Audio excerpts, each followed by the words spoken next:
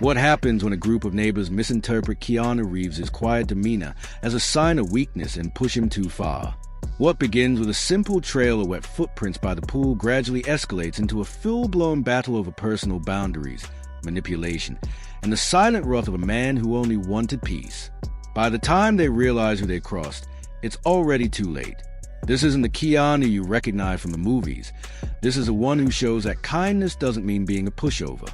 By the end of the story, you might even see a bit of yourself in him. And before we dive deeper, let us know, where are you watching from? We love seeing your comments light up the map.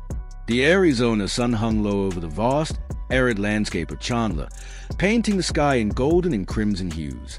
A dry breeze rustled the tall palm trees, and the faint sound of water trickling along the edge of a pool was the only sign of life in that quiet corner of the world. Keanu Reeves, now 60 years, he walked slowly around the light blue pool, his movements measured and deliberate. He wore a faded black t-shirt, shorts, and worn-out sandals that seemed to have aged with him, each step a quiet testament to the passage of time. Every motion carried the weight of someone who had learned to value peace, not as a fleeting luxury, but as a hard-won victory. The backyard was a sanctuary, a refuge framed by tall walls, well-kept fences, and a modest yet vibrant garden. This space was a tangible result of everything he had fought to protect. Silence, solitude, and the stability that had come only after years of chaos.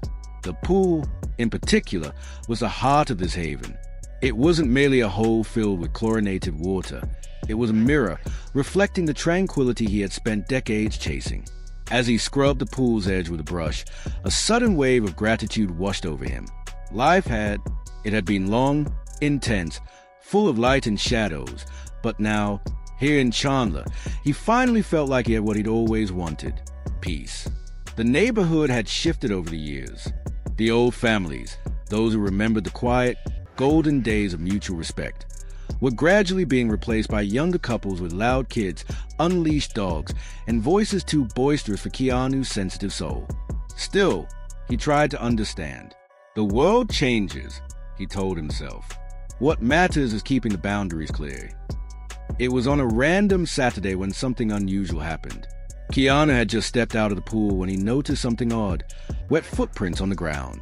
They weren't his, too small, too fresh, and they led to the far side of the yard, near the fence that separated his home from Karen's. Strange. He muttered, furrowing his brow. Just a few feet away, one of the pool floaters was out of place, lying on the grass, half deflated. He stood there, staring at it for a long moment. Maybe it was a wind, or maybe an animal, but deep down, he already knew this wasn't a coincidence. That night, he locked the gate more carefully, reinforced the alarm. But when morning came, he convinced himself he was overreacting. It was probably just a mistake, he said aloud, as if trying to trick his own heart into believing it. That same morning, he met Karen. She appeared on the other side of the fence, holding a cup of tea and wearing one of those fancy workout outfits worn by people who never actually wake out. Her smile was wide, exaggerated, the kind trained to appear friendly, but her smile betrayed a glimmer of superiority. "Hi, neighbor, you must be Keanu. I've heard so much about you," she said, her laugh high-pitched. Keanu nodded politely. "Good morning. My kids were absolutely enchanted by your pool yesterday. They kept talking about a magic lake next door. You know how kids are." She laughed again, but there was a mocking undertone in her voice. "Sometimes they get carried away. If they cause any mess, let me know, okay?" Keanu nodded again, unsure of how to respond. He was still trying to process the idea that those footprints might not have been an accident. And now, here was Karen, all smiles and sweet tones, already planting seeds. She was planting seed to normalize the situation. And then, through the slats in the fence, Karen's thin voice rang out again, almost sing-song. "They are just kids. Keanu," she said, laughing with a sweet yet venomous sound. He stood still, watching the water ripple, the sky shift colors, and his boundaries, his sacred, hard-earned boundaries, being ignored right before his eyes. Little did Karen know, this splash would be the beginning of the end. The next morning, Keanu sat at the edge of the pool, staring into the still water. The laughter from the day before echoed in his mind, like a distant memory that refused to fade. He had spent his whole life avoiding confrontation in a world that often rewarded noise. He had chosen silence, not because he was weak, but because it was the only way to survive, but because he valued peace more than victory. However, peace, he was beginning to realize, could only exist when it was respected. That afternoon, he decided to speak with Karen. She was outside, watering a row of plants that looked far too manicured to be real. Her posture was graceful, her movements theatrical, as if she were constantly aware of being watched, even when no one was looking. "Hi again," she said, without turning her head. Keanu stood behind the fence, hands in his pockets, calm but firm. "Karen, I need to talk to you about yesterday." "Oh, I know. She cut him off, turning toward him with a wide grin. "The boys can be a bit wild, but honestly, Keanu, they are just kids, and you're so lonely in there. I thought it might be nice for you to hear some laughter for a change." "They jumped into my pool without permission," Keanu said, his voice steady. "But they didn't break anything, right?" She tilted her head, her eyes sparkling with amusement. "Come on, don't be asterisk that asterisk neighbor." Keanu felt something shift inside him. It wasn't anger, not yet, but disbelief. She wasn't apologizing. She was gaslighting him. Respecting someone's space isn't optional. "Karen." She gave a soft chuckle, like a teacher tolerating confused student. "Keanu, no offense, but you got this beautiful pool, and you never use it. What's the harm if a few kids have fun for an hour?" He didn't reply. There was nothing more to say. Over the next week, the visits continued, only now they were bolder. The boys began bringing friends. 4, 5, sometimes 6 kids would crowd into his yard, splashing, screaming, leaving behind snack wrappers and empty soda cans. One afternoon, he found his pool skimmer snapped in half and discarded like trash. Another day, someone had used his garden hose to spray water into the open windows of his shed. Keanu tried to remain calm. He tightened the gate, added a chain, and put on a new lock. Still, the invasions happened. It wasn't just kids anymore. It was something worse. Lawlessness. Keanu started talking to the neighbors, carefully, politely. Some listened, most smiled awkwardly and shrugged. "That's just Karen," one of them said. "She's confident." Another, a man in his 40s with a beer belly and a lazy drawl, laughed and said, "You're a big star, man. What's a few neighborhood kids splashing around? Take it as a compliment." Keanu walked home that evening feeling heavier than he had in years. That night, he ordered a set of high-def security cameras online, motion-activated, night vision, wide-angle lenses. If no one else cared to respect his boundaries, at least he could protect them himself. He believed his words would carry weight. Maybe they believed the footage. So he reinforced the gate one more time, installing a steel bracket and custom padlock. Every screw he drilled into the wood felt like an anchor, not into the fence, but into his right to say, "Asterisk, this is mine. This is enough. Asterisk."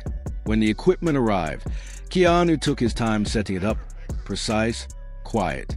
A new routine formed.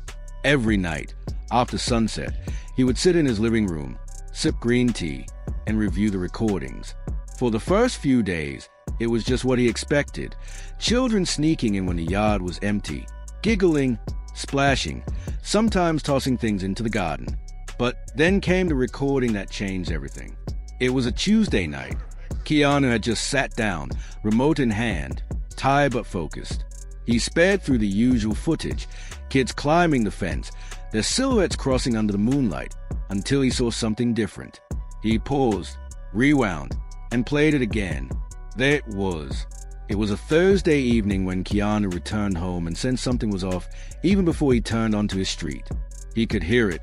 Music, laughter, the unmistakable roar of a crowd where there shouldn't be one. As he approached his driveway, his steps slowed. His gate, the one he had locked with such care, was wide open. From behind the tall wooden fence, Keanu could see shadows dancing across the pale walls of his house, flickering lights, movement. He wasn't confused. He was stunned. Keanu walked around the side of the house, passing the narrow path lined with succulents and cacti, and stopped dead in his tracks when he reached the backyard. There were at least 20 people in his yard. Adults with red Solo cups in their hands, kids running barefoot across the lawn, a man flipping burgers at a grill that wasn't his. The pool sparkled with bodies, children splashing, teenagers lounging on floaters. Music boomed from a Bluetooth speaker he didn't own. And there, in his favorite lounge chair, the one positioned perfectly under the shade of the pergola, sat Karen, wearing a white bikini and oversized sunglasses.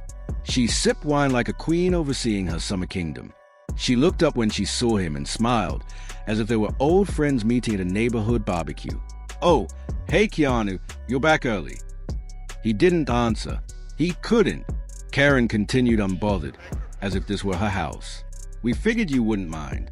You never use this place, and the kids were dying for some pool time. With this heat, it just made sense." Keanu looked around at the strangers stepping across his lawn, completely oblivious to his presence's garden, the wet footprints on his stone path, the greasy smoke from the grill rising above his aloe vera plants. There was no hesitation in them, no guilt, no awkward laughter. Only the kind of confidence that comes from someone absolutely certain they'll never face consequences. Keanu opened his mouth, then closed it.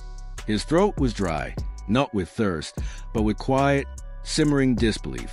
Without saying a word, he turned around, walked through the house, locked the front door behind him, and sat on the couch. The sound of the party filtered through the windows like an infection. He didn't cry. He didn't scream. He didn't even move for hours. The house felt smaller than usual, like the walls were collapsing inward. This wasn't just an invasion of space. It was a betrayal of everything he believed he had owned. Respect, stillness, privacy. Late into the night, the noise finally began to die down. Engines started, laughter faded, doors slammed. By the time the last footsteps disappeared, Chandler was quiet again. Keanu's hands trembled slightly. They had thanked her, not him. They had used his home, his peace, his property, and given the credit to her, and was. They had turned him into a passive character in his own life, a ghost haunting the background of his own story. He stared at the screen for what felt like an eternity. His reflection in the glass was tired, worn, but something inside him stirred, something he hadn't felt in a long time. Anger. Not rage, not violence, just a slow, clean, righteous anger. Keanu Reeves had spent years avoiding conflict. He'd let the world label him as quiet, odd, even reclusive. But there was a line, and Karen had crossed it as though it didn't even exist. This wasn't about the kids in the mall. It wasn't even about Karen. It was about boundaries, about decency, about the quiet man who had always given people the benefit of the doubt, and what happens when someone decides to burn that trust to the ground. Keanu took a deep breath. He turned off his phone, picked up a trash bag, and walked outside. He began cleaning, methodically, without rush, without emotion. But behind those calm eyes, a plan was already taking shape. They had mistaken his kindness for weakness. They had mistaken his peace for submission. That was their first mistake. And it would also be their last the next morning. Keanu woke to a notification in the community group. Asterisk, thanks for yesterday. Karen, the party at Keanu's was amazing. Asterisk, he stared at the screen. And for the first time in years, Keanu Reeves felt pure, unfiltered anger. Something inside him had shifted. After the party, after the posts, after being erased from his own space. He stopped talking and started planning. No more warnings, no more reasoning, just action. He drove to a local security store and spoke clearly. "I need something that keeps people out." He left with reinforced locks, motion-activated cameras, floodlights, and one special item, a chemical dye for pools that reacts to urine. Harmless, but unmistakable, it glowed bright when in contact with bodily fluids. At a print shop, he ordered a custom sign, asterisk pool treated with chemical agent. Contact with water may cause skin irritation or discoloration. Trespassers will be documented. Asterisk. That night, he installed everything, bolted in new locks, wired the cameras, poured the dye quietly into the pool. To the naked eye, the water looked unchanged. By morning, the sign was up. Karen passed by, saw it, and laughed out loud. Asterisk drama. Asterisk, she muttered. 2 days passed in silence. Then a motion alert. Keanu checked the cameras. Karen's kids had scaled the gate again. One of them. They pointed at the sign, then jumped in, laughing. Keanu didn't react until 20 minutes later, when the pool water began to glow, first pale blue, then green. The dye had done its job. The boys panicked, scrambling out of the water, staring at their skin. One of them cried. The others shouted. Then they ran. Keanu watched calmly. Minutes later, Karen banged on his door, furious. "What the hell did you do?" "I protected what's mine," he replied. "You poisoned them." "No, I added a harmless dye, and no one was supposed to be in the pool." She froze. The lie stuck in her throat. "You're sick. This is abuse." He stepped closer. "No. What's sick is teaching your kids that everything belongs to them, even what doesn't." She stormed off, dragging her stained kids behind her. That night, she launched a campaign in the neighborhood group chat. Keanu is unstable. He put chemicals in his pool. This is dangerous. Some joined in, but others didn't. A few silent voices broke through. There was a warning sign, one person said. He told her before. It's his property. Just as Karen thought she had control again, Keanu logged into the group, ready to respond. That night, he posted to the neighborhood group with video evidence, footage, and one question no one could ignore the next morning. Karen was on fire. Word had spread fast. Some parents had seen the strange green tint on their kids' legs and were now questioning everything. She moved quickly, messaging the HOA group, knocking on doors, whispering her version of the story to anyone who'd listen. "He used chemicals," she hissed. "He tricked the kids. Is dangerous, unstable, anti-child." In the neighborhood chat, her tone was sweet but calculated. "I just worry. What if something worse happens next time? I know Keanu has a past, and I respect that, but don't you think this is a little extreme?" She painted herself as protective mother, and Keanu as a reclusive, bitter man who hated joy, and worse, hated kids. For a few hours, it worked. Some neighbors backed her up, others stayed quiet, which in Karen's mind meant approval. But not everyone agreed. Subtle messages began to appear. Didn't he put up a sign? He did try to speak with her before. It's his pool. Karen ignored them. She doubled down. He set them up. What kind of adult does that? But what she didn't know was that Keanu had been watching everything unfold, patiently, carefully, and he was preparing his next move. That night, just after 8 p.m., a new message appeared in the neighborhood group chat. Keanu Reeves. "Good evening. I've been quiet while many of you spoke about me. Now, I'd like to show you something." He attached 4 short videos from his security footage. The first showed the boys scaling the fence. The second showed Karen, clear as day, reaching through the gate and unlocking it. The third captured the party, loud music, dozens of strangers, Karen lounging in his chair. The fourth showed the moment the dye activated. Silence followed. Then the comments started coming in. Wait! She opened the gate herself. This isn't what Karen said. That's a full-on party in his yard. I'd be furious too. Keanu didn't gloat. He didn't respond. He simply added one final sentence. Being quiet doesn't mean being weak.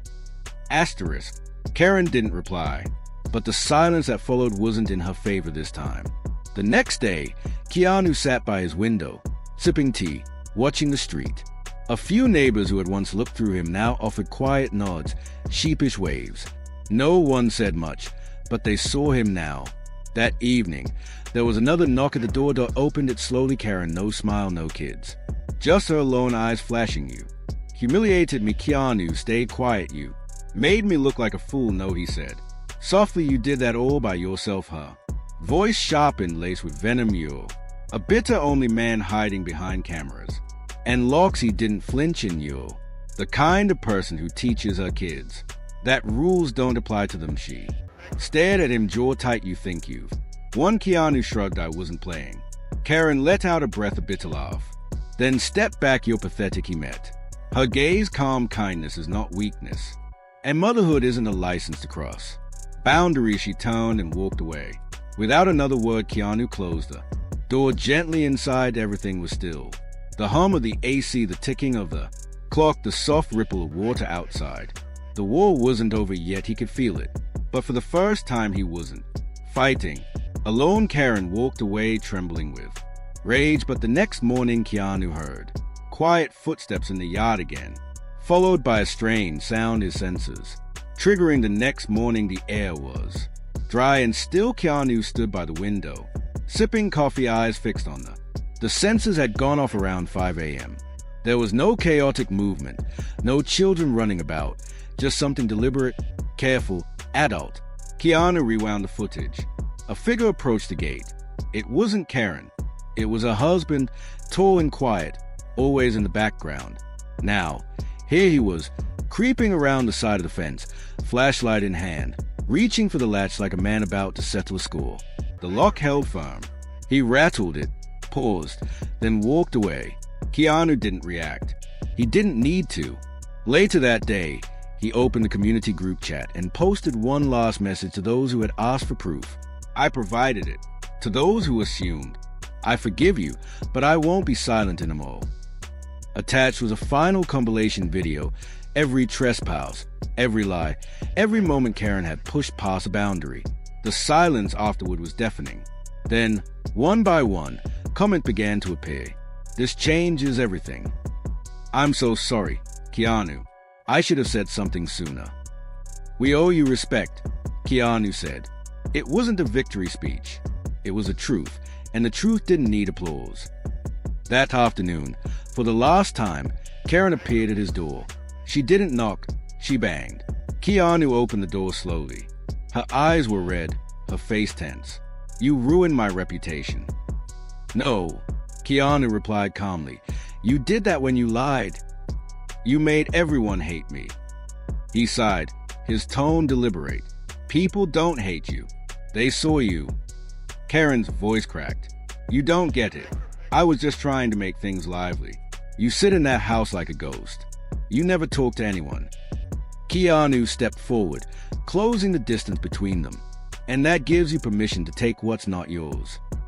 She flinched. You're just an old man with a pool. He held her gaze, the steel in his eyes hidden behind the calm. And you're a grown woman who never learned the word no. Karen's eyes welled up, not with sadness, but humiliation. Her voice dropped to a hiss. You think this is over? Keanu tilted his head. For you, maybe it never is. But for me, it's done. She shook her head sharply, her body stiff with anger, and walked away, burning with the heat of a woman who had lost control of her own story. Keanu closed the door behind her. The quiet returned, but it was a different kind of silence now. Not heavy, not tense, just real. That evening, as the sun dipped behind the rooftops, Keanu walked out to the pool. The water was still, the sign still there, the locks untouched. For the first time in weeks, there were no footprints, only stillness. He sat in the lounge chair, his chair, and let the silence wash over him. He didn't feel triumphant. He felt whole. The boundaries were clear now. The message had finally been heard. But as the night fell and the yard went dark, Keanu heard a soft rustle near the gate, followed by the click of a... The latch clicked, trying and failing to give way. The night was quiet. No voices, no splashes, no music creeping over the fence. Just the soft hum of the desert breeze moving through the palms. Keanu sat in the dark, barefoot, watching the security feed on his phone. Everything was still until the sensor beat, motion detected in the backyard. He didn't move. He just watched as the cameras lit up. A man crept through the shadows, moving toward the gate. Not fast, not loud, measured. It was Karen's husband. He glanced around, then reached for the latch. Asterisk clicked or asterisk, the reinforced lock held firm. And then, the irrigation system hissed to life, triggered by the motion sensor. Sprinklers burst from the ground, dousing him with cold, pressurized water. He stumbled back, soaked and stunned. Keanu set his phone down and smiled, not out of spite, but out of peace. He didn't go to the door. He didn't yell. He didn't need to. He just watched. For the first time, he felt it fully, the stillness he had fought for. Not just physical quiet, but earned peace. In the days that followed, things changed quietly. Karen stopped walking near his yard. Her kids no longer peeked through the fence. No more parties. No more knocks. No more messages. Neighbors nodded when they saw him, their acknowledgement a quiet but clear shift. They passed him by. Some smiled. A few even apologized in hushed tones. Keanu didn't gloat. He didn't hold grudges. He simply returned the nods and moved on. The pool stayed clean, clear, untouched. His sanctuary, finally his again. He spent his mornings reading under the pergola, afternoons trimming his cacti, and evenings watching the sun paint gold across the sky. The cameras remained. The sign stayed up. But he no longer checked the feeds obsessively. He didn't need to. The message had been received, and the silence was finally respected. One evening, while sipping tea, Keanu looked out at the pool and reflected on how odd it was that something as simple as boundaries could create so much conflict. But it wasn't about the pool. It never had been. It was about respect. It was about how easily people cross lines when they think you won't stop them, and how powerful, how necessary it is to draw that line and hold it, even if your voice shakes, even if you're standing alone. Especially then. He never spoke to Karen again. Never needed to. Some people only understand when they're ignored, when they finally feel the discomfort they once caused others. Keanu didn't need revenge. He didn't need praise. He just needed peace. And now, he had it. But what about you? Have you ever had to stand your ground, even when no one else stood with you? Tell me your story, because maybe the world needs a few more people like Keanu.